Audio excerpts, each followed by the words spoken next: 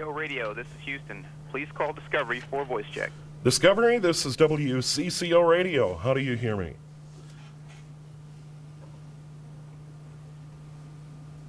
We got you loud and clear. How do you hear us?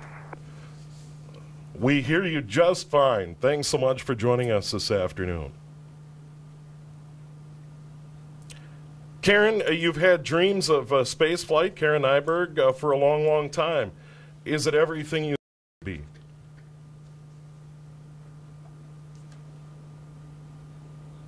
I think it's everything and more. It's been a blast. The launch yesterday was incredible. When we were waiting on the pad, it actually seemed like one of the sims, but once the boosters lit, definitely was not a sim, and it's been a lot of fun since. Minnesota's own Karen Nyberg joining us. How has your training compared to the real thing so far?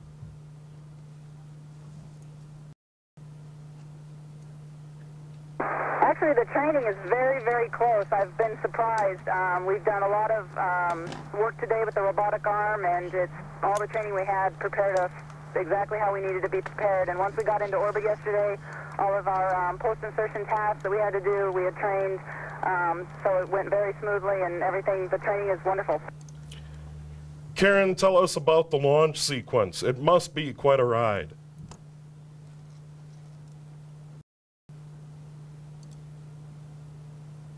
Yeah, it definitely is quite a ride. Like I said, in the sim, we do have a motion-based simulator, but it just got a little bit of motion. But once the solid rocket boosters lit yesterday, you really feel it. It's a kick in the pants. And also you feel the G's, which you don't feel in the simulator. And once you hit MECO, then all of a sudden you're floating, and it's pretty darn cool. We have a question from a student at the school in Henning, Minnesota. I am Christina Elstrom. I am in 8th grade at Henning School, and this is my question. What is the most important thing to remember when running the robotics arm?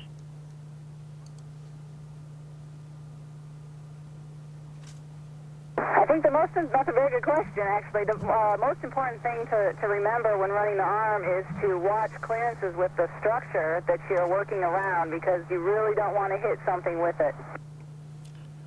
What do you expect to be the most difficult part of the mission for you and the entire crew?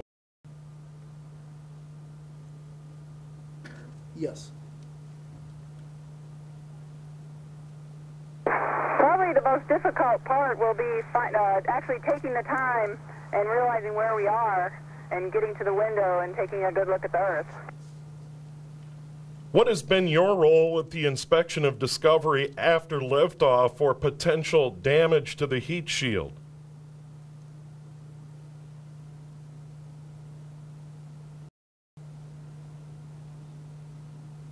Can you say it one more time? What has been your role as far as the inspection goes of the orbiter after liftoff? I know the inspection of the heat shield is very important.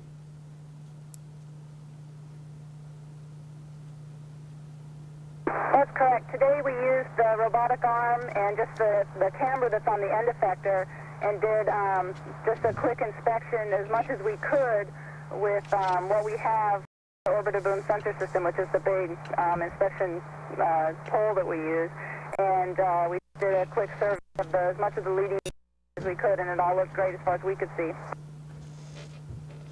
I know you're very busy, but how's the view?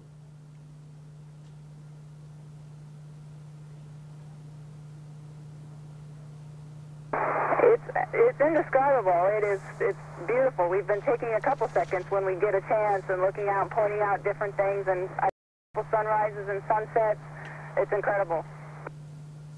Is there time built in during the mission to relax and enjoy the view, take some photos? Is there downtime?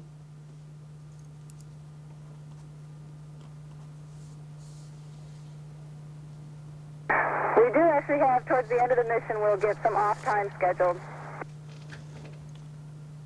So many family and friends made the trip to Florida for the launch. What do you want to say to those family and friends that made that journey? Yeah. Too bad. Thank you.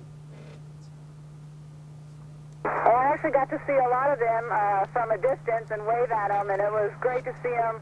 I saw some pictures from the reception that was held, and it looks like everybody had a wonderful time. So thank everybody so much for coming. I hope you enjoyed the launch. I'm sure it was beautiful.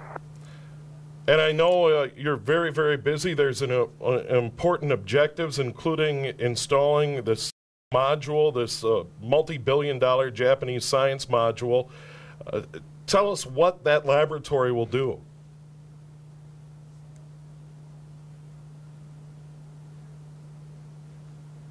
The Japanese laboratory, like you said, the large laboratory is going to be the biggest module that we have on the space station, and it will be primarily for science. And it's one neat thing about it is it's going to have an exposed facility, so some of the science experiments will be able to spend some time out in the vacuum of space.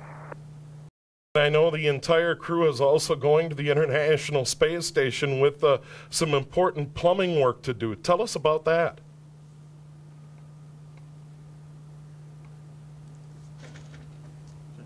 Gotta wrap up after this. There's not much I can say about it other than the toilet is broken. I probably know about as much as you do. We are bringing some spare parts, and we'll be handing the parts over to our Russian colleagues, and they'll be working on it. Thanks so much for your time, Karen Nyberg. Congrats to you on the successful launch, and have a safe mission.